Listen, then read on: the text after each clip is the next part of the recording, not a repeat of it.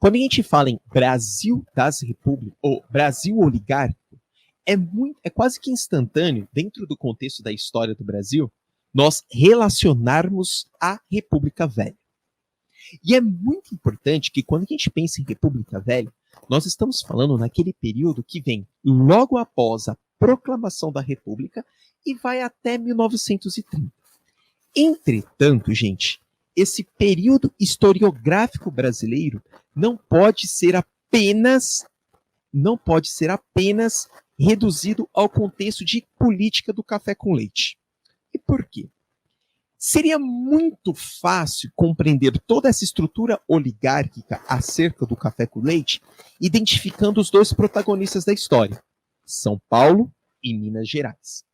Entretanto, o jogo político era tão complexo que outros estados, tais como Rio Grande do Sul, Bahia, Paraíba, também protagonizavam a política.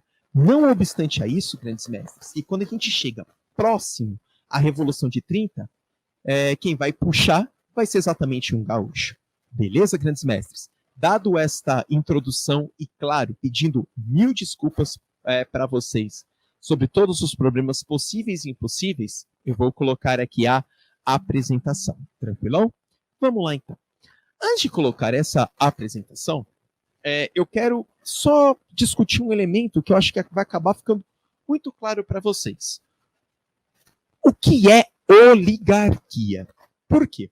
Você olha o título da minha aula e, naturalmente, você pensa, bom, o Magrini hoje vai discutir Brasil da oligarquia. E aí muitos que são fãs de história já ligam a oligarquia à República Velha, já liga a política do café com leite. Entretanto, vamos entender o que é este nome e por quê. No caso do Brasil, a palavra oligarquia ficou durante muito tempo como sinônimo de latifundiário. Durante muito tempo. Então a palavra oligarquia ficava, olha, oligarquia, latifundiário, os caras que mandam. Entretanto, quando a gente fala em oligarquia, nós vamos pensar em governo de poucos. Ou seja, poucas pessoas, a elite governando para todos. Não necessariamente precisa de ser a oligarquia rural. Nós temos uma oligarquia urbana. É que no caso do Brasil, durante toda a história, bem como acontece até hoje, nós temos uma tradição em ligar a oligarquia ao mundo rural. A gente não pode confundir uma coisa muito interessante, ó. Quando a gente pensa em oligarquia, o primeiro cara a falar que a oligarquia ele era um governo dos ricos foi Aristóteles.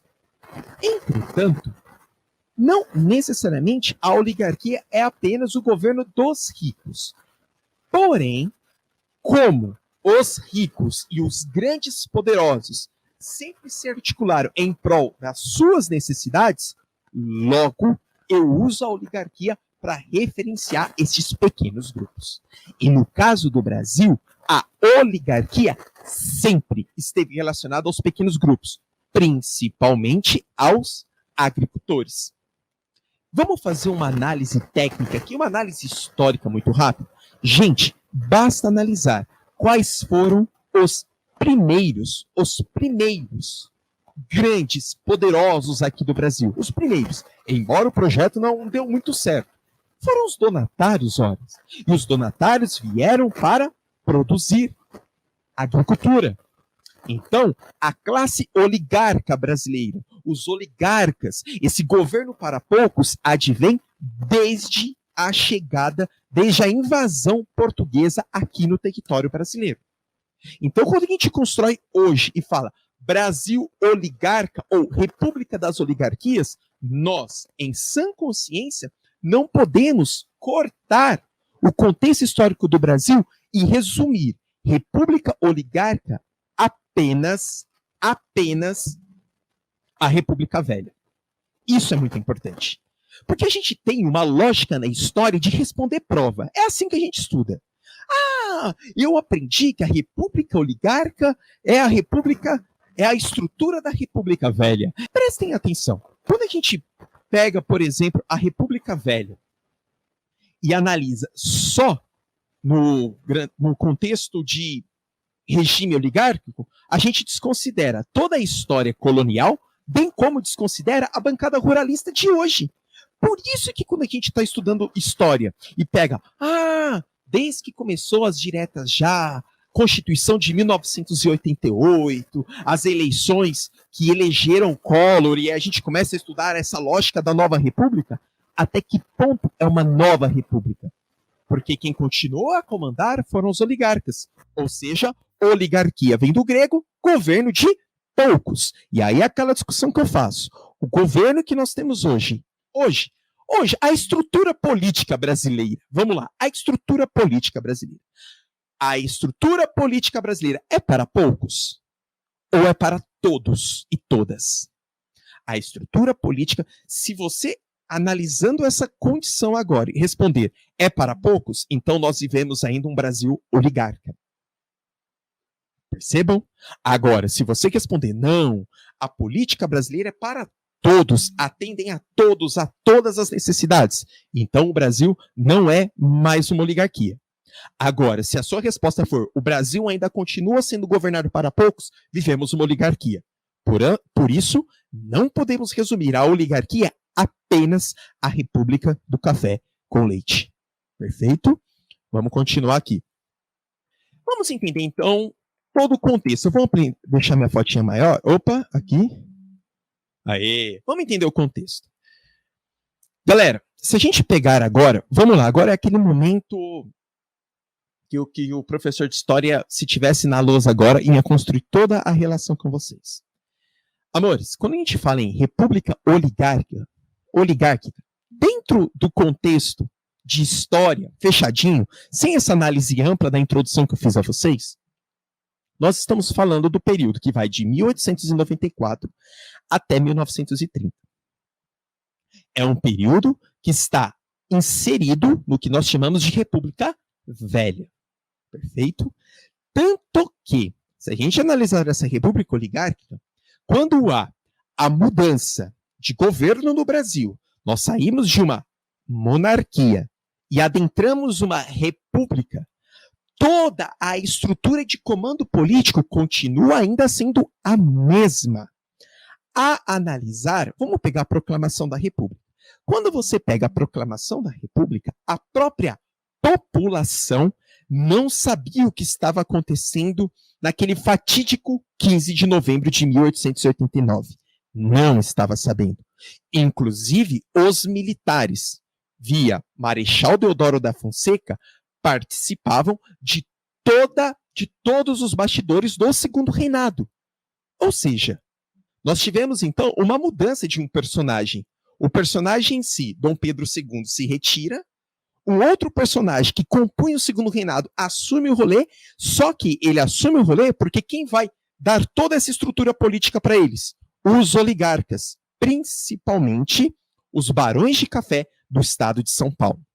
Percebam, os mesmos barões de café que financiaram o início, ainda que de maneira muito tímida, da industrialização brasileira. Percebam? Quer ver? Vamos fazer uma outra análise. Quando a gente pega o estado de São Paulo, vamos pegar um grande industrial brasileiro que trouxe as ferrovias ao Brasil, um cara visionário. Só que não, né, gente? Um cara que cresceu muito com uma guerra, com um genocídio que ocorrera lá no Brasil. Barão de Mauá. Barão de Mauá desenvolveu toda uma estrutura para atender a sua produção industrial aqui no estado de São Paulo. Aqui eu sou do estado de São Paulo, aí é muito... Então, aqui no estado de São Paulo, percebam? Quando ele desenvolve toda essa estrutura política para atender as suas necessidades, ele está fazendo o governo para quem? Para a população ou para ele? A população, gente, quando na proclamação da República, tem um quadro, Proclamação da República, está na Pinacoteca de São Paulo. Para quem é da cidade de São Paulo e já teve a oportunidade de visitar a Pinacoteca, fica na frente da Estação da Luz, tem um quadro bem grandão lá. Aquela cena, a população... Não, O Jonathan colocou, não, o Jonathan, aquele quadro, ele está aqui no estado de São Paulo. A proclamação da República acontece no Rio de Janeiro, mas o quadro está no estado de São Paulo, beleza? A população, quando vê toda aquela proclamação da República acontecendo, com o Marechal Deodoro, sabe? A população não sabia o que estava acontecendo, eles acharam que era mais um desfile militar. Agora, a oligarquia cafeeira, não. A oligarquia cafeeira sabia. Eles sabiam muito bem. E qual era o interesse dos oligarcas, dos barões? Qual era o interesse?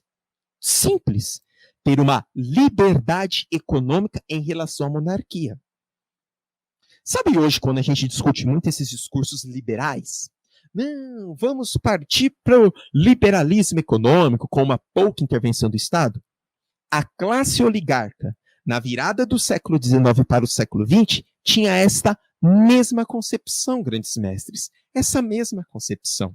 Percebam? Então, oligarquia é governo feito para poucos.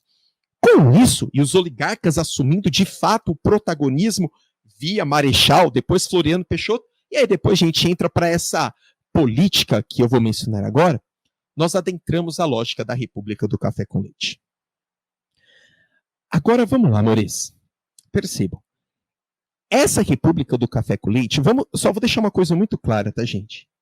É que é complicado. Se vai cair lá no vestibular, você vai colocar alternância de Minas e São Paulo, mas não era uma alternância efetiva entre os estados de São Paulo e Minas, mesmo porque nós tínhamos outras classes oligarcas brasileiras. Não eram tão simples assim.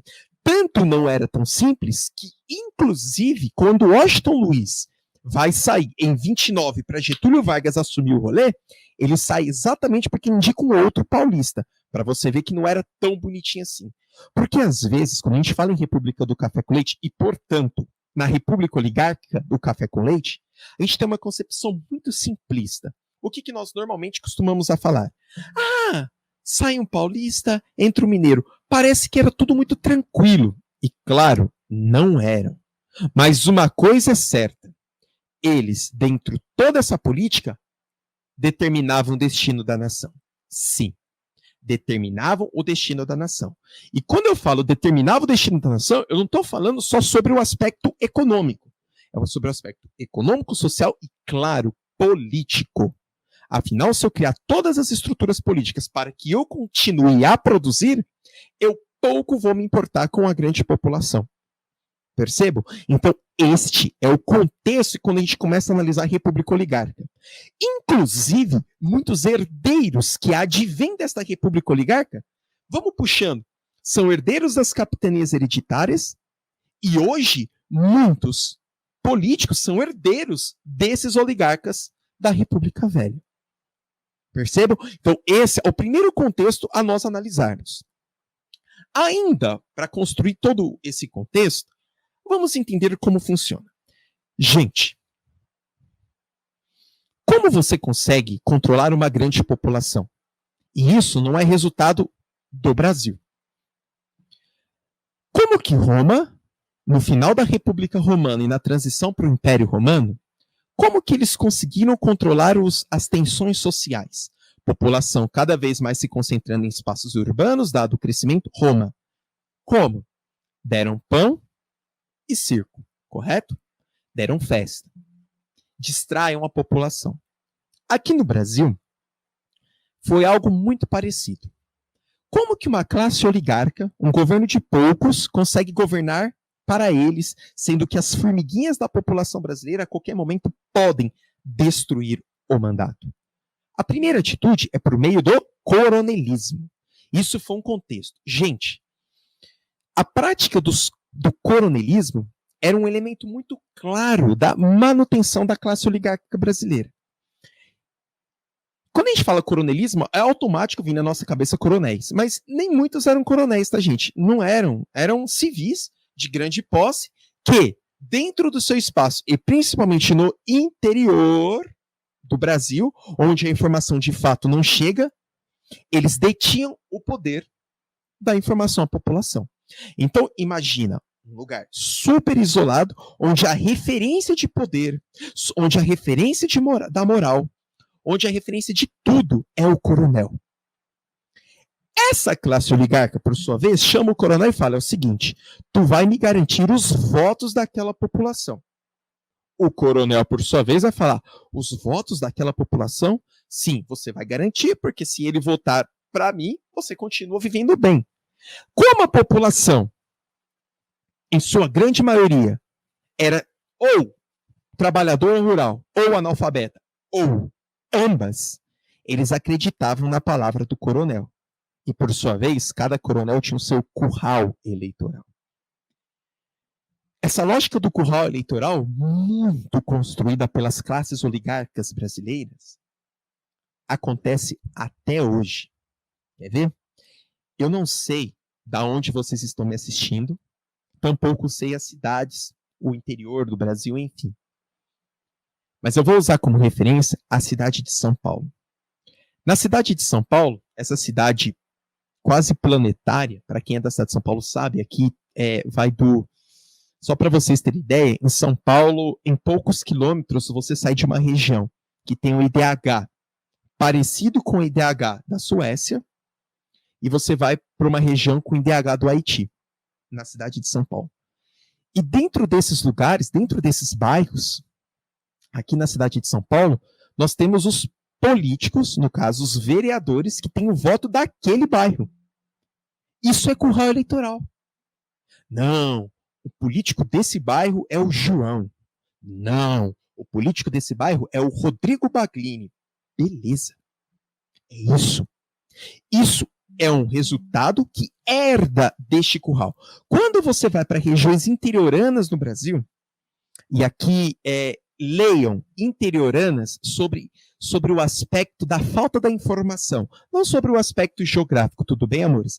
Tanto que nós temos regiões periféricas dentro da cidade de São Paulo, vocês sabem disso. Sobre o aspecto da geografia, sobre o aspecto da história e da sociologia, quando a gente fala em periferia, nós estamos falando no processo de exclusão, não necessariamente na sua margem enquanto matemática. Então, quando a gente vai para regiões periféricas no Brasil, deixa eu me expressar melhor, não interioranas, nós temos pessoas que não têm informação. Não tem. E essas pessoas acreditam apenas naquele seu coronel. Leia-se coronel dentro do contexto de século XXI como aquele político, aquele vereador de carreira. Sabe aquele vereador que está há 20, 25, 30 anos, aí ele arrisca ser deputado, ele volta, enfim, o político de carreira. Como que ele consegue se manter durante tanto tempo no poder? Porque ele tem o seu curral.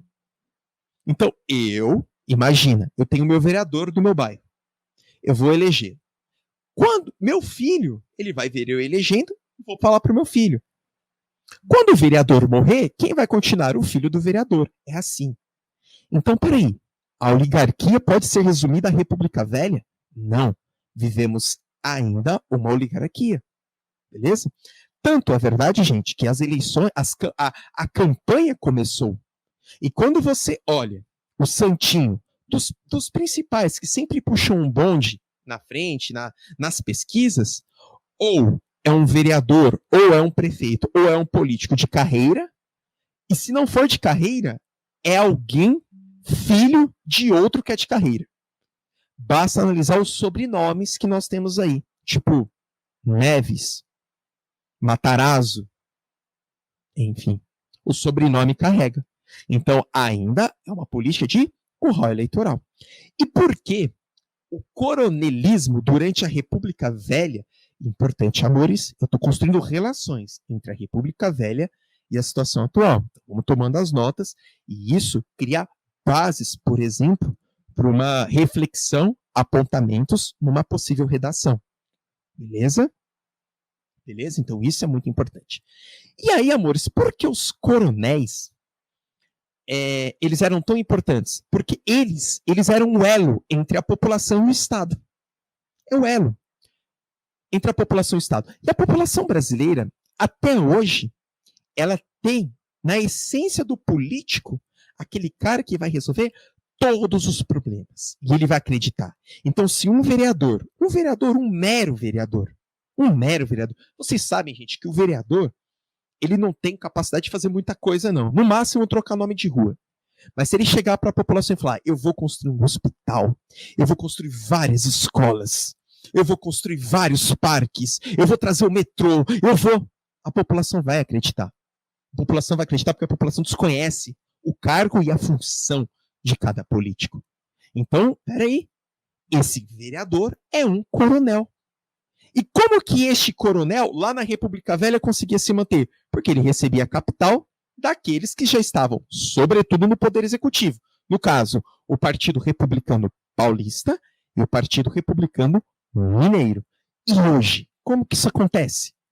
Aqueles coronéis continuam no poder, os vereadores, porque continuam recebendo capital daqueles que estão no Poder Executivo, seja governador, seja presidente, poderes executivos. Perceberam? Então esse é o contexto pelo qual eu mencionei a vocês. Vamos lá. Olha que interessante. Eu acho que provavelmente vocês já viram esta frase. Rodrigues Alves, ele participou daquela República Oligarca. Vocês sabem, um dos presidentes da República Oligarca. E o irmão dele, ele solta essa frase, é uma frase muito conhecida. Olha que interessante, onde você vai discutir qual é o papel da democracia no Brasil. E se de fato nós temos uma democracia. Mas é uma discussão para uma outra aula. Mas olha que interessante as aspas. No Brasil, manda o Chiquinho de Paula. Aqui em Guaratinguetá, mando eu. No Brasil, manda o Chiquinho de Paula. Aqui em Guaratinguetá, mando eu. Galera, esta frase, ela representa a República Oligarca. Esta frase, ela só foi possível acontecer, ela só é possível porque a grande população que acredita ter capacidade para mudança através do voto, e é uma luta que nós temos que ter, não tem. Não tem. Começaram a analisar? Percebo? Gente, essa frase é da República Velha. Mas, se eu pegar esta frase, irmão de Rodrigues Alves, e grafitar, pichar, colocar em qualquer parede hoje, ela cabe? Cabe. Se ela cabe hoje, então é sinal que nós vivemos um Brasil da oligarquia hoje. Por isso que nós não podemos reduzir Brasil oligarca apenas ao contexto da República Velha. Percebam, a República Velha é o berço da oligarquia. Vou mais além. O Brasil colônia é o berço da oligarquia. A República Velha é a efetivação. E o que nós vivemos hoje? A sua continuidade. Percebam? Então, esta frase, irmão de Rodrigues Alves, é resultado, percebam, é resultado de uma república oligarca que nós temos hoje. Eu quero que vocês agora, vamos entender como funciona o sistema oligárquico, beleza? Gente, é assim, eu fiz de maneira proposital, eu deixei político grandão e social pequeno. Infelizmente, gente, a sociedade brasileira, ao longo da história, desde a invasão dos portugueses aqui, sempre esteve de lado, sempre na periferia. Então enxerguem. E o sistema político, que deveria atender a todos e a todas, sempre atendeu à economia, o Estado, os latifundiários, empresários, burgueses, enfim. Olha só, amores. Se vocês analisar, toda a classe política brasileira sempre pensa primeiramente em economia. Primeiramente em economia. Vamos resolver a economia. Essa classe política vai pensar o Estado para a economia. Se der tempo, eu penso em sociedade. Política e sociedade no Brasil, sempre, ao longo da história, andou em caminhos opostos. Quando a gente pega essas duas divisões, basta analisar essa pandemia que nós estamos vivendo hoje. Quem que representa a sociedade brasileira? A própria população, o trabalhador rural e o trabalhador urbano. E outras pessoas. Enfim, mas eu tentei fazer uma síntese. Quem representa a classe política brasileira? Latifundiário e empresário. Quando a gente analisa, amores, esse lado social, a população, o trabalhador rural e o trabalhador urbano, na estrutura política se discutia: vai ter dinheiro ou não vai ter dinheiro? Vai salvar a economia ou vai falir a economia? Pronto. E aí, uma galera assustada com isso tudo, falando: que absurdo, as pessoas estão pensando em dinheiro, estão pensando em economia. Gente, a história brasileira sempre se consolidou desta maneira. A política enquanto um elemento para a economia e a sociedade enquanto um elemento que se via sozinha. Vamos voltar ao começo da nossa aula? A população, em 1889, achou que a proclamação da República Brasileira era apenas um desfile militar. A população não sabia o que estava acontecendo. A população não sabia da independência do Brasil. A população não sabia das capitanias. A população do Nordeste não sabia do que estava acontecendo em Minas. Mas a política, sim. A economia, sim. Percebam? Então, quando a gente começa a analisar tudo isso, não é assustador. Então, o sistema oligárquico brasileiro, ele sempre se dividiu em dois grupos. Um grupo político e um grupo social. Tudo bem? Então, isso é muito importante. Beleza? Lembrando que a essência da palavra oligarquia, tal como eu discuti no início da nossa aula, refere-se a governo para poucos. Tá bom, amorecos? E aí, como que você consegue criar uma manutenção da oligarquia? Peraí, é muito fácil nós entendermos a oligarquia sobre o prisma da República Velha, nós já discutimos isso, mas, olha só, como hoje ou sempre consegue se manter isso aí? Como que cria essa manutenção da política oligárquica? Primeiro ponto. O final do século XIX, ele diz muito sobre a história que nós temos hoje. Talvez a compreensão do que nós vivemos hoje, a gente não precisa nem de buscar século XVIII, século XVII. Se a gente compreender o final do século XIX, a gente consegue entender muitas coisas que acontecem hoje, principalmente com essa manutenção da oligarquia. Se vocês analisarem, gente, tanto a libertação dos escravizados quanto a proclamação da República está dentro do mesmo contexto histórico, finalzinho do século XIX. Uma acontece em 1888, a outra em 1889, no mesmo contexto histórico. E como que você faz isso? Primeiro, você liberta os escravizados, ou essa pseudo-libertação, né, gente? Porque os escravizados continuaram sendo escravizados, como continuam sendo escravizados, sobretudo acerca de todos os preconceitos que a estrutura social brasileira tem.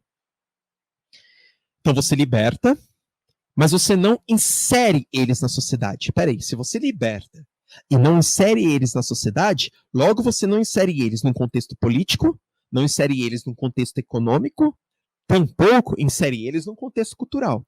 Com isso, eles vão ficar marginalizados. Eles, por sua vez, marginalizados, sendo eles a maior parte da população brasileira dentro desse contexto, vocês sabem disso? A maior parte da população brasileira eram de pessoas escravizadas? Sendo eles, então, a maior ou boa parte da população brasileira, eles não têm o acesso à educação, não têm o acesso aos sistemas políticos. E o fato de não ter sistema político, não ter acesso a nada, vai fazer com que eles não possam votar. Vai fazer com que eles, além de não poder votar, não participem da política. Logo, você consegue deixar as oligarquias no poder. Aí você vai para a proclamação da República, amores. Percebam. Você vai para a proclamação da República. Quem proclama a República? A mesma elite oligárquica que estava junto com Dom Pedro II. A mesma. A mesma. É assim. Nós temos no Brasil o sistema produtivo no Brasil era agroexportador? Não, que hoje não seja. E a massa rural era analfabeta. Então a população brasileira era essa. Então quando você começa a analisar, você percebe. Ora, por que ainda se continuou a oligarquia mesmo depois da República? Porque você tinha uma massa rural analfabeta. Vamos além?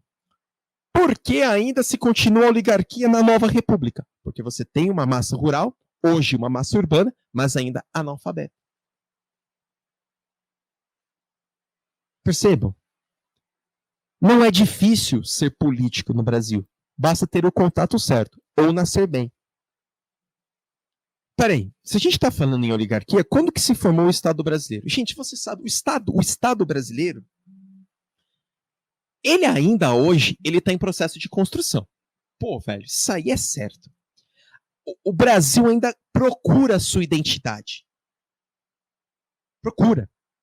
Mas, tecnicamente, o Estado brasileiro ele vai se formar depois da independência. Beleza?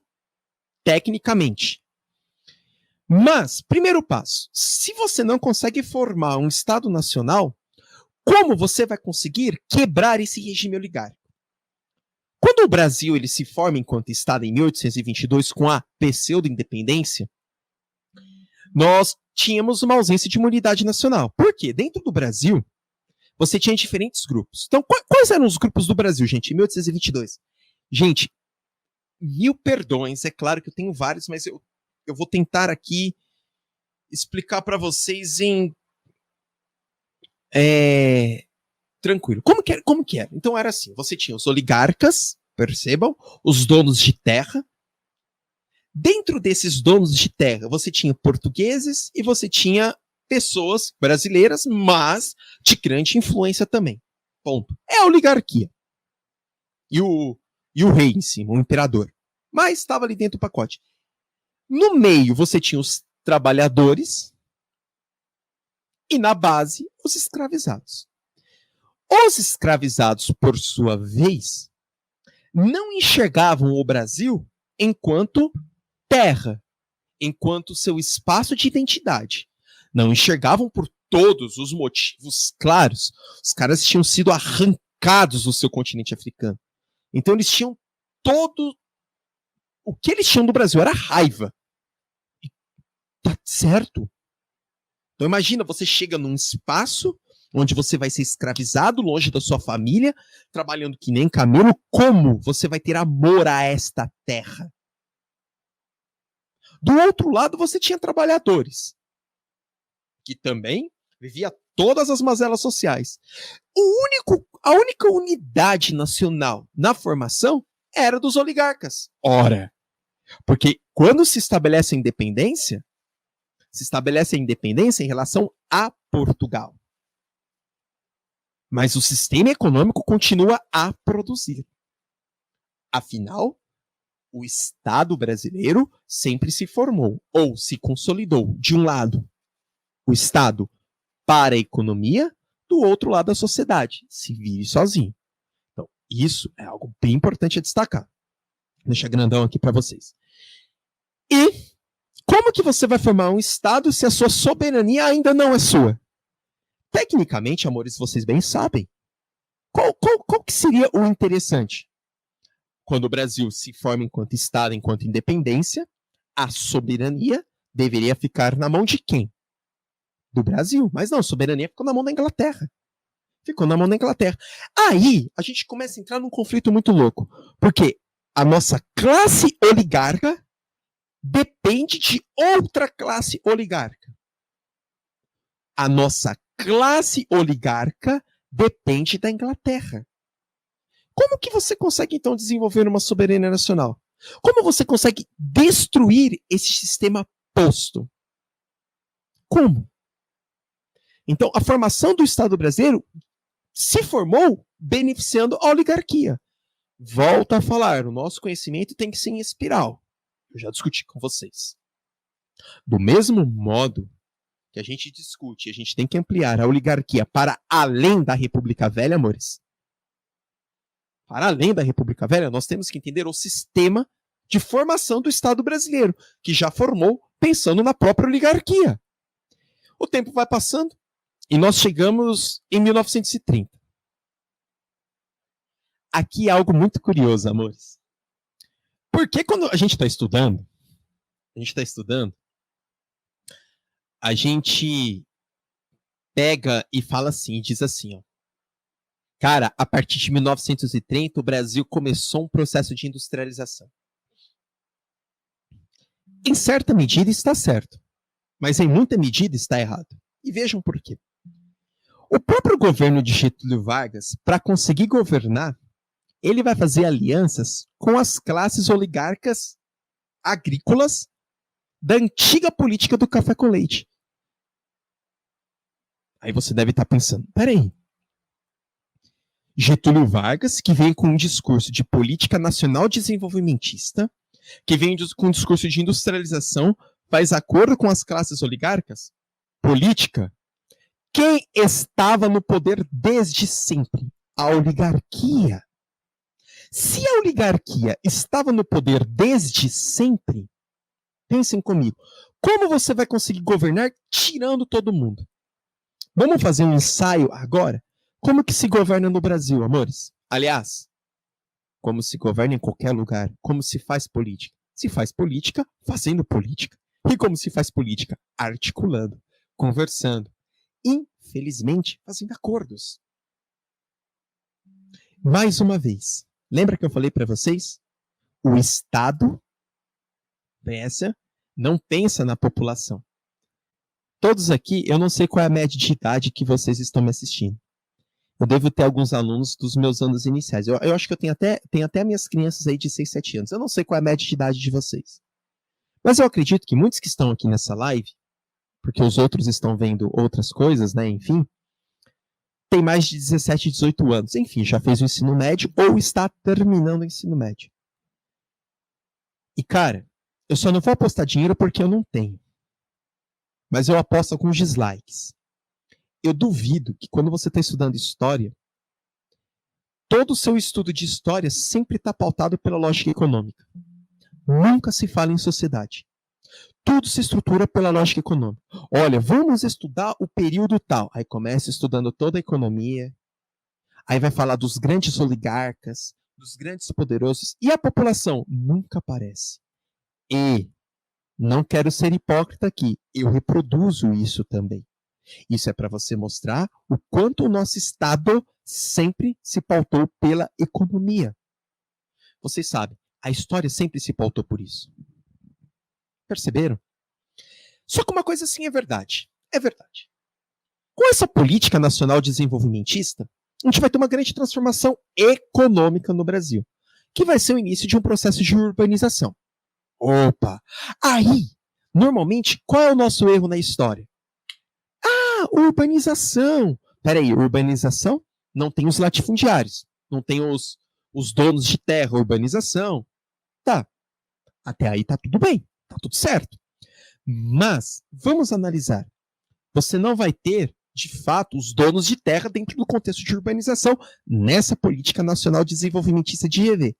Mas você vai ter os donos de fábrica, que, embora ainda fosse muito incipiente, já se alavancavam, já se anunciava o poderio que teriam anos mais tarde.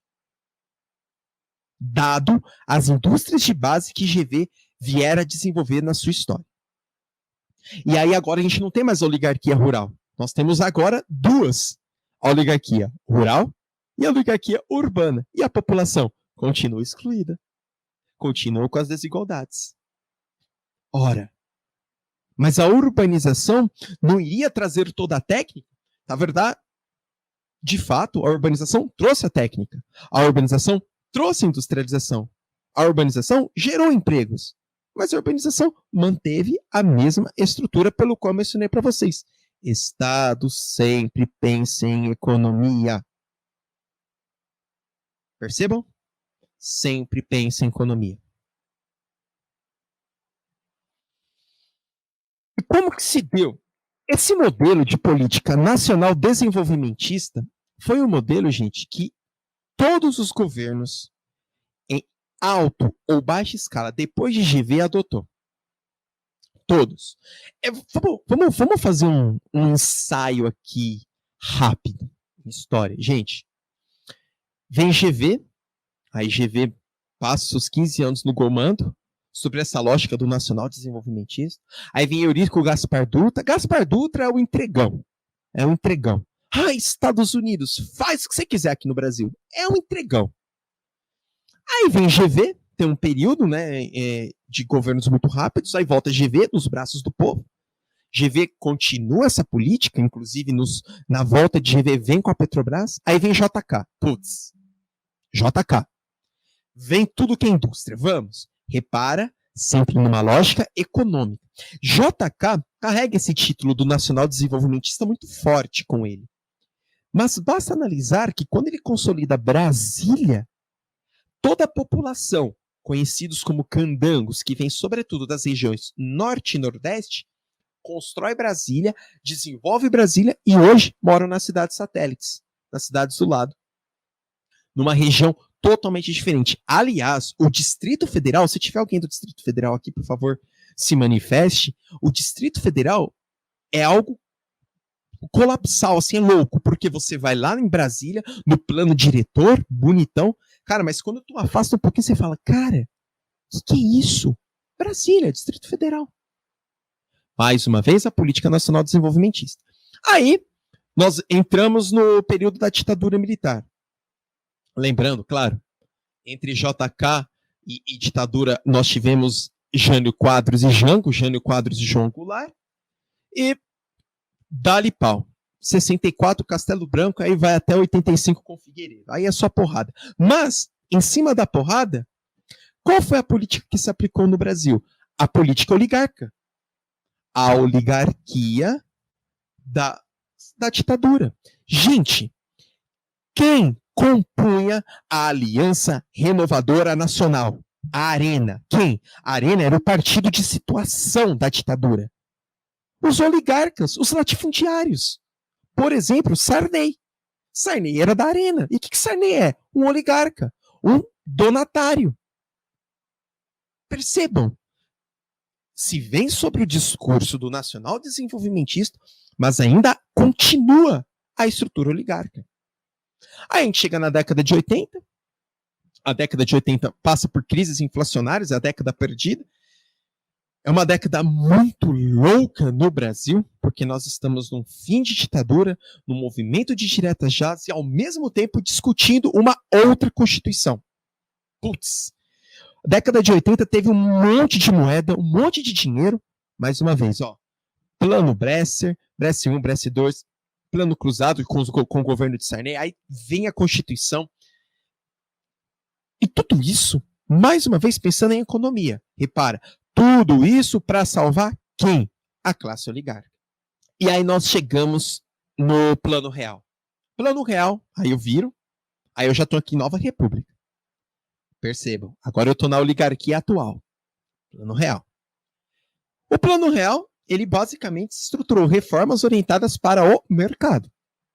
Tanto que governos de Collor, Itamar Franco, FHC, a partir do terceiro ano do governo Lula, no terceiro ano, aí considere também já o segundo governo, foram governos que fizeram reformas para o mercado.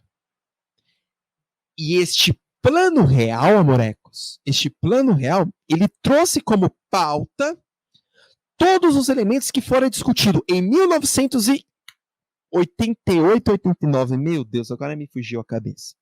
Enfim, 88, 89, todas as discussões que foram apontadas no Consenso de Washington. E o que o Consenso de Washington pensava? O Consenso de Washington era era um acordo olhando os países subdesenvolvidos que estavam a emergir. Na verdade, gente, era um acordo olhando os países subdesenvolvidos para ajudar as oligarquias. Repare que a palavra oligarquia, eu estou indo e voltando, E o que o Consenso queria? Investimento estrangeiro nos países subdesenvolvidos, abertura comercial, desregulamentação e privatização. Privatização para quem? Para a oligarquia. Percebam? Então, toda a política nacional desenvolvimentista, por isso a gente não pode reduzir a oligarquia só naquele contexto inicial que eu apresentei a vocês. Tudo bem? Então, isso é. E aí, desde então, nós temos mudanças na vida social. Aí olha o que eu fiz questão de destacar aqui para vocês, amorecos. Mudanças na vida social. Não temos aquela sociedade agrária tradicional. Enxergue aqui, gente, aquela sociedade agrária tradicional, a sociedade da República Velha. Enxergue aqui a sociedade agrária tradicional, a sociedade do açúcar. Não temos. Temos uma sociedade agrária. Não temos hoje um mundo industrial de massas. Não temos. Enxergue aqui o mundo industrial de massas como aqueles movimentos que levaram às greves de 17 e 18, bem como os movimentos grevistas da década de 80 e a formação dos sindicatos, principalmente na região do ABC Paulista, onde eu moro, São Bernardo. Percebam que não temos mais isso. E por que eu estou mostrando isso? Gente, hoje nós vemos uma estrutura política que a oligarquia consegue se manter pelo seu curral eleitoral. E agora é que eu quero que vocês amarrem a aula. Nossa sociedade nesses últimos anos, vem se individualizando e fragmentando cada vez mais. Isso é muito resultado do que as mídias estão colocando, as mídias informacionais. Nós estamos cada vez mais vivendo as nossas bolhas, e vocês sabem disso, amores. A gente vive as nossas bolhas. E o que são as nossas bolhas, lindos? O que são as nossas bolhas? O mundo informacional, hoje, o nosso curral eleitoral. Pronto.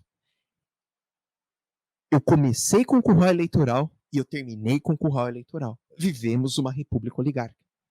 Então hoje você tem na sua bolha, você tem lá na sua timeline do Facebook e do Instagram, você segue determinadas pessoas, correto? Como você segue determinadas pessoas, você só vai ver aquele tipo de informação. Logo, você vai achar que aquilo é verdade absoluta. Você só vê aquele tipo de informação. Logo, você está vivendo um curral. Quando aquela pessoa, aquele oligarca que você segue, pedir seu voto, você vai votar nele. Porque você só segue aquilo. E isso também acontece do outro lado. Pronto. Eu também vivo a minha bolha. Isso é normal. Eu também vivo a minha bolha. E por que eu estou falando isso? Quando a gente tinha uma massa industrial, sobretudo com as lutas operárias, em 17, 18, depois vão conseguir CLT, depois vão fazer as lutas operárias da década de 80, mesmo assim, as oligarquias ainda se mantinham no poder. Logo, hoje, as nossas bolhas informacionais são os nossos currais. Percebam? E aí, o que nós vivemos hoje, amorecos? Nós não vivemos mais a oligarquia agrária. Não. Nós vivemos uma oligarquia liberal. Não que os latifundiários não fossem liberais, tá, lindos? Hoje nós vivemos o Estado mínimo, é uma política de Estado mínimo, e nós temos duas forças sociais no Brasil, os empresários e os trabalhadores. Mas, tanto empresários quanto trabalhadores ainda continuam respondendo à oligarquia. E quem é a oligarquia? Aquele que está na política. Ah, moleque! A nossa história ela é uma constante espiral de reflexões. A nossa história não é difícil compreender, mas nós temos que nos permitir a compreender. E aí eu vou mostrar uma coisa para vocês que eu achei super legal. Aqui, amores, primeiro é a nossa oligarquia rural. Esse gráfico ele é o Atlas da questão agrária brasileira, foi feito pela FAPESP e pelo Unesp. E aí, em 2003, amores, claro que esse mapa ele não é atualizado, mas como era uma fonte segura por ser da Unesp, eu trouxe a vocês. Mas esse mapa, ele vai trazer, eu quero que vocês percebam que as propriedades, os grandes latifúndios ainda predominam no Brasil, que é o que está em vermelho, ou seja, a oligarquia rural ainda predomina no Brasil. Quando você analisa o que está em verde, aí você fala, olha, professor Baglini, mas o que está em verde coloca como pequenas terras, e se eu analisar o mapa, está no litoral, então eu tenho muitas pequenas terras no Brasil. Mas é importante pensar que essas pequenas terras elas estão dentro do contexto urbano brasileiro. E o contexto urbano brasileiro está no litoral. Entretanto, quando você analisa o interior do Brasil, centro-oeste e norte, sobretudo, vocês vão observar um grande loteamento das oligarquias rurais brasileiras. Mas, amorecos, eu quero que vocês analisem assim. Eu peguei este gráfico do site politize.com, tá bom? Então, eu estou colocando aqui as referências para vocês, para a gente não ficar solto, tá bom, amores? Que hoje ainda a gente vive a República das Oligarquias. Olha que interessante. Esse é um gráfico da distribuição dos deputados e dos parlamentares que nós temos no Brasil pelas bancadas. E aí eu quero que vocês analisem, principalmente a bancada agropecuária com 207 representantes. Isso aqui são representantes, tá, gente? Não necessariamente número de deputados, são representantes. Com 207 representantes, as empreiteiras e construtoras com 226. E aí você pode ver que as bancadas de direitos humanos, da saúde e da educação são bancadas muito reduzidas. As grandes bancadas brasileiras ainda continuam sendo as bancadas das oligarquias. E aí, hoje, como que se funciona? vivemos uma, por mais que a galera, agora que a gente vai pra loucura, eu quero uma política moderna, eu quero o neoliberalismo, eu quero o liberalismo, para. Quando você fala em liberalismo, você está falando exatamente na política conservadora do Brasil. Sempre foi assim. O Brasil, por si só, sempre tinha um discurso liberal. Só que hoje, como que as oligarquias se mantêm? Por meio do capital financeiro, por meio dos rentistas, bancos, os bancos são as grandes oligarquias, e essas loucuras de reformas neoliberais. O neoliberalismo sempre quer reforma, reforma trabalhista, reforma da Previdência, reforma.